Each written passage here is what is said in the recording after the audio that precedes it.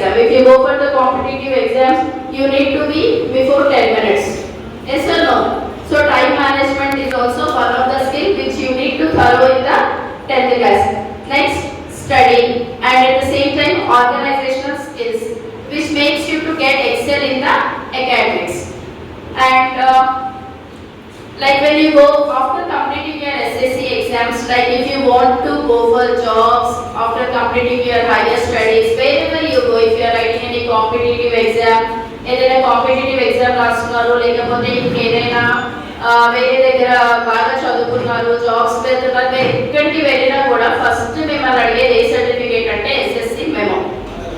What it is? 10th class memo. First 10th class memo ఉంటేనే ఆ merit కరెక్ట్గా ఉంటే ఫ్యూచర్ అంతా కూడా మనకి బాగుంటుంది. So 10th class is most important for everyone. Sir కూడా మనకి చాలా టైం ఇస్తారు every time. Okay, so positives of class 9th. ఇప్పుడు కొంతమంది పేరెంట్స్ ఉన్నారు, నేను వీళ్ళకున్న పాజిటివ్స్ ఏంటో చెప్తాను మీకు, దాంతో పాటు వాళ్ళ నెగటివ్స్ ఏంటో కూడా చెప్తాను.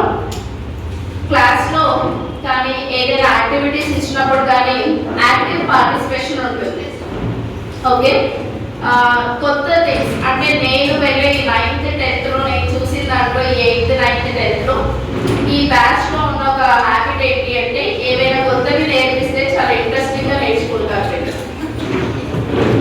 ఎస్, ఇంగ్లీష్ టీచ్ చేసేటప్పుడు నేను చూస్తూ ఉంటాను, ఏదైనా వొకాబులరీ బిల్డింగ్ అలాంటి కొంచెం డిఫరెంట్ వేలో టీచ్ చేసినా చాలా హ్యాపీగా నేర్చుకుంటారు అనమాట. That was good thing. So ఆ కాన్సన్ట్రేషన్ కూడా ఎలా ఉంటుందంటే 10 to 15 minutes. మళ్ళీ దాని తర్వాత సో అది వచ్చేసి వాళ్ళగా అది అర్థమైపోయింది అంటే మళ్ళీ నెక్స్ట్ దాన్ని మూవ్ అవ్వాలన్నమాట, మళ్ళీ ఇంకా అది ఇంకా. సో అలా న్యూ థింగ్స్ లర్న్ చేయడంలో ఎక్కువగా ఈగర్నెస్ అనేది కనబడుతుంది బ్యాచ్. వాళ్ళు రియలైజ్ అయ్యేలాగా చెప్పండి వాళ్ళకి. క్లాస్లో కూడా కొట్టాలంటే చాలా కొట్టగలుగుతాం, but it is not a correct way to deal with the children. Okay, మాట్లాడేటప్పుడు ఇప్పుడే almost 8th 9th 10th స్టూడెంట్స్తో parents అందరూ కూడా ఫ్రెండ్లీగా ఉండాలి. వాళ్ళు ఏదైనా షేర్ చేసుకోవాలన్నా కూడా మీ దగ్గర ఫ్రెండ్లీగా షేర్ చేసుకునేటట్టుగా ఉండాలి. ఇప్పుడు this are the most important age అనమాట. వాళ్ళకు మంచి దారికి వెళ్ళాలన్నా తప్పు దారి పట్టాలన్నా ఏది ఉన్నా కూడా ఇది one of the most important age. ఈ ఏజ్లో ఏదైతే ఉందో అది కూడా టోటల్గా పేరెంట్స్ మీరు కంప్లీట్గా మన టైం ఇవ్వండి. డైలీ మీకు అంతా మీరు మార్నింగ్ ఈవినింగ్ టైర్డ్ అయిపోయి వచ్చినా కూడా అట్లీస్ట్ ఒక 15 minutes వరకు పడుకునే ముందు ఒక 10 minutes మాట్లాడండి వాళ్ళతో చాలు. క్లాస్లో సేమ్ పాయింట్, పిల్లోడిని మంచి విలువైన నాణ్యంగా తయారు చేయాలంటే అవతల మీరు ఇవతల నేను. ఒక దెబ్బ గురుగారు కొట్టినంత మాత్రాన దాన్ని మీరు అన్నిగా భావించవలసిన అవసరం లేదు. వాడి కోసమే చెడుగా ఎవరు కూడా ఏం చేయ అలానే కొడితే చదువు వస్తుందంటే అది కూడా కాదు. కానీ కొన్ని సందర్భాల్లో ఫైన్స్ కూడా చేయవలసి వస్తుంటాయి పిల్లల్ని క్రమశిక్షణలో పెట్టడం కోసం. కాబట్టి తల్లిదండ్రుల్ని బాధ పెట్టకుండా మీరు మంచి విద్యకు పునాదేసుకొని మంచి స్థాయిలో ఉంటే మీరు అందరూ హ్యాపీగా ఉండొచ్చు. మీ ఇంటి మీ దగ్గర మీరు ఒక ఆఫీసర్ అయ్యారనుకోండి, మీ ఇంటి ముందు ఒక కారు 4 పరిసరకులు వాడు రెడీగా వచ్చి చేసి వస్తే ఆ లైఫ్ను ఆలోచించండి ఒకసారి ఆ థ్రిల్ ఎట్లా ఉంటుంది. అలానే మనం వెళ్ళి ఎవరి కారు తులిస్తే ఎట్లా ఉంటుందో ఆలోచించేయండి. బాగా చదువుకుంటే నీ ఇంటి ముందు ఒక జీప్ ఉంటుంది, నీ ఇంటి ముందు 4 పరిసరకులు ఉంటారు. బాగా చదువుకుంటే నువ్వు ఎవరి కారు తొడవలసి వస్తుంది. కాబట్టి ఇది నీ చేతిలోనే ఉంది, ఇది ఎవరి తల్లిదండ్రుల చేతిలో లేదు. కాబట్టి ఇలా చెప్పుకుంటూ పోతే చాలా ఉంటుంది. ఇది ఒక ఇన్స్పిరేషన్ కాబట్టి మీ అందరికీ మోటివేషనల్ స్పీచ్ ఇచ్చాను. చాలా జాగ్రత్తగా గమనించండి. తల్లిదండ్రులు కూడా మీరు చక్కగా ఇక్కడ వచ్చినటువంటి ఇప్పుడు 30 మంది పేరెంట్స్ అయినా కూడా ఇక రాని వారి గురించి నేను ఏం చేయలేదు. ఇంకా నా నెక్స్ట్ స్టెప్ ఏంటంటే ఇంటికి వెళ్ళిపోదాం అనిపిస్తుంది.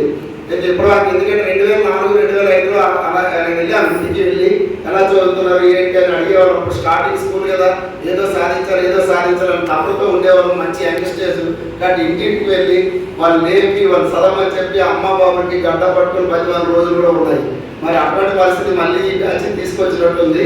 ఎందుకు వెళ్ళవలసి వస్తుంది ఇంటికంటే వాళ్ళ తల్లిదండ్రులు రావట్లేదు కాబట్టి వాళ్ళకి ఏ విషయం చెప్తామన్నా వాళ్ళు రాకపోతే నేను చేయలేను. కాబట్టి ఇక నెక్స్ట్ మన స్టాఫ్తో ఆలోచించేసి లాస్ట్కి తుది మార్గం అదే కాబట్టి ఆలోచన చేస్తా. మీరు అందరూ సహకరించండి. పిల్లలకు మంచి భవిష్యత్తు ఉంది. ఇంకో మీకు అడ్వాంటేజ్ ఫైనల్గా చెప్తున్నంటే బ్యాచ్లో పిల్లలు అందరూ చదివేవాళ్ళు, మంచి అకాడమిక్ బ్యాచ్. మీరు గమనించండి, అందరూ చదివేవాళ్ళు కానీ వాళ్ళకి ఎంకరేజ్మెంట్ లేదు పేరెంట్స్ నుంచి. మంచి బ్యాచ్ ఉంది మేము అనుకుంటున్నాము. సరే కొంచెం అల్లరి కూడా ఉంది, అల్లరి తగ్గిపోతుంది. అది చిన్నపిల్లలు కాబట్టి వాళ్ళు ఎంతైనా మన పిల్లలు వాళ్ళు 14-15 సంవత్సరాలు ఆట ఆడే పిల్లలు వాళ్ళు తగ్గుతుంది అది. కానీ పేరెంట్స్ నాకు సపోర్ట్ చేయాలి. 100% సూపర్ రిజల్ట్ ఇవ్వడానికి అవకాశం ఉంటుందని మీ అందరికీ తెలియజేసుకుంటూ మరొకసారి ధన్యవాదాలు. Thank you very much. Thank you, sir. Thank you so much. Now, without waiting a moment, let us welcome our Srinivas sir garu, motivational speaker. Please. ₹100 మళ్ళీ కట్ అయిపోతే మన శాలరీ అనుకోవద్దు. 10th క్లాస్కి వచ్చేటప్పటికి 4 మీటింగ్ కంపల్సరీ మీరు attempt చేయవలసింది. ఈ 4 meetings ని మీరు హాజరు కావాల్సింది. ఈ 4 మీటింగ్స్ ద్వారా ఇంపార్టెన్స్ మీరు ఒకసారి ఈ రోజు ఈ హాల్లో నుంచి మీరు బయటకు వెళ్ళి చూడండి. ఈ రోజు ఆఫీస్ మీటింగ్ రాకపోతే ఎంత మిస్ అయ్యామని మీరు, ఆబ్సెంట్ అయినటువంటి విద్యార్థులు ఎంత మిస్ అయ్యారని వాళ్ళు ఏ విధంగా అనుకుంటారో మీరు ఒకసారి ఆలోచించండి. డియర్ స్టూడెంట్స్, మీకు కూడా ఒక మెసేజ్ ఏంటంటే తల్లిదండ్రులు చాలా బిజీ ఉంటారు. ఎప్పటికీ వాళ్ళే పట్టుకొని మీరు మేము నిందించకూడదు. వాళ్ళు వృత్తిలో వాళ్ళు బిజీగా ఉంటారు. వాళ్ళు తిని తినక కష్టపడి నా బిడ్డని నా కొడుకుని మంచి స్థాయిలో చూడాలనే తపనతో వాళ్ళు 24 గంటలు కూడా నేను ఇదే చెప్తుంటాను పిల్లలకు కూడా.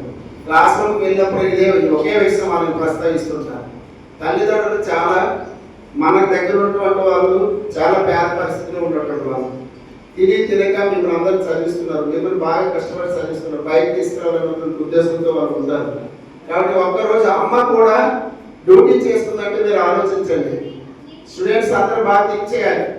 అమ్మ ఎక్కడ ఉండాలి? యాక్చువల్గా ఇంట్లో ఉండి అమ్మ వంట చేసి మన బాగోగులు చూసుకొని, నాన్నగారిని మనని పిల్లల్ని బాగోగులు చూసుకొని అమ్మ చేయవలసిన పరిస్థితి నుంచి అమ్మ ఎక్కడికి వెళ్తుంది? ఉద్యోగం చేయవలసిన పరిస్థితికి వెళ్ళింది అమ్మ.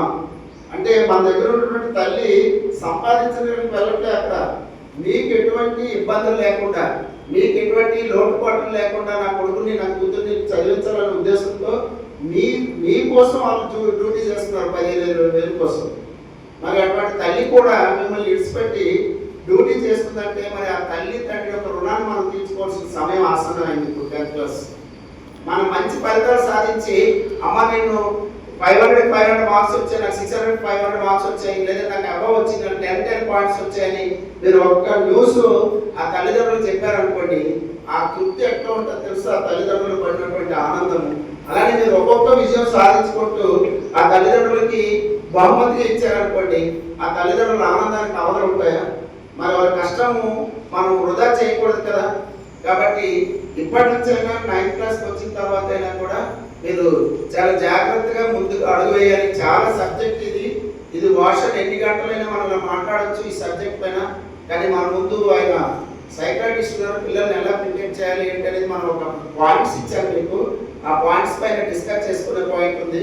ముఖ్యంగా ఇంకొక 2 పాయింట్స్ పెడతాను మీకు. జనరల్గా మనం చూస్తున్నాము, మీకు మనందరికీ తెలిసినటువంటి ఒక 3 వ్యక్తుల గురించి చెప్పి నేను ఇక్కడ నుంచి మీ దగ్గర నుంచి నేను సెలవు తీసుకుంటాను. ముఖ్యంగా మన అందరికీ తెలిసినటువంటి వ్యక్తి అబ్దుల్ కలాం. అబ్దుల్ కలాం గురించి మీ తల్లిదండ్రులకు తెలుసు అండ్ పిల్లలకు కూడా తెలుసు. అబ్దుల్ కలాం తెలుసు కదమ్మా? ఎవరైనా రెస్పాండ్ అవ్వండి. ఇంటరాక్షన్స్ పేరెంట్స్ రెస్పాండ్ అవ్వచ్చు, పిల్లలు కూడా రెస్పాండ్ అవ్వచ్చు. ఎవరు అబ్దుల్ కలాం? అబ్దుల్ కలాం ఎవరమ్మా?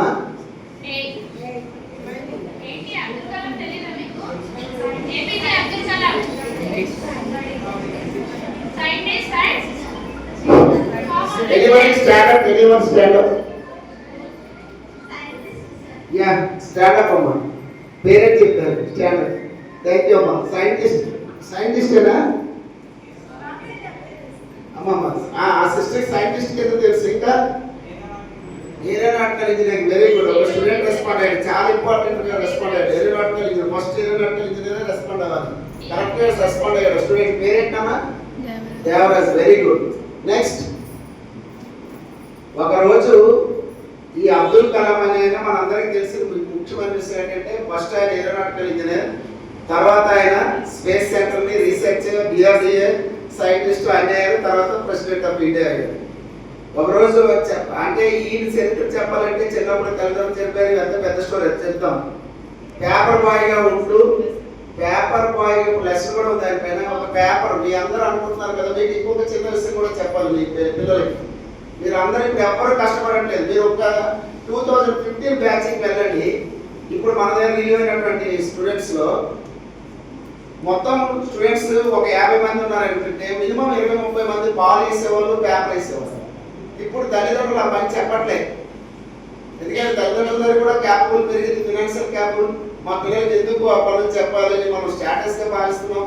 నేను అందుకే చెప్పాను, సిగ్మండ్ ఫ్రాయిడ్ ఏం చేశాడు, 1 to 5 వరకు గారాబం పెంచాలి, 5 to 15 వరకు సైనికుల్లో పెంచాలి, 15 వచ్చి మన స్నేహితుల్లో చూసుకోవాలి పిల్లలకి.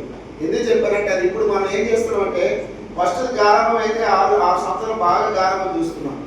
ఎందుకు చేస్తున్నామో తెలుసు. గుడ్స్లో ఉన్న కూడా జాన్సన్ బేబీ సోప్ తెచ్చి రుద్దుతాడు ఆ బాబుకి. అంటే కొనలేని పరిస్థితులు ఉన్నటువంటి సోపు, జాన్సన్ సోప్ అంటే మనందరికీ తెలుసు, అది 100 రూపాయలు ఉంటుంది. గుడ్స్లో ఉన్నటువంటి బిడ్డకు కూడా వాళ్ళు ఏం చేస్తారు, ఆ సోప్ కొనే రాస్తారు. ఎందుకంటే అంత ముద్దు ప్రేమ.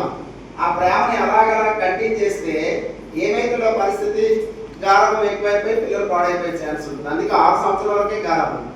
6 సంవత్సరాల నుంచి 15 సంవత్సరాల వరకు వాడిని సైనికుడికి శిక్ష ఇచ్చినట్టుగా ఇవ్వాలి. వాడు తోలు తీసేయాలి అవసరమైతే. నా భాషలో చెప్పాలంటే మా పిల్లలందరూ తెలుసు. తోలు తీయడం అంటే ఏంటమ్మా, ఏంటి తోలు తీయడం అంటే? అవసరమైతే మనం గడికి పూజ కూడా చేయాలి, స్కూల్లో కానీ ఇంట్లో కానీ. ఎందుకు చేయవలసి వస్తుందంటే ఎన్నో శుద్ధి దెబ్బలు, ఇల్లు దెబ్బలు తినే ఒక రాయి శిల్పం అయింది మనకు తెలుసు. అటువంటి శిల్పాన్ని మనం అందమైన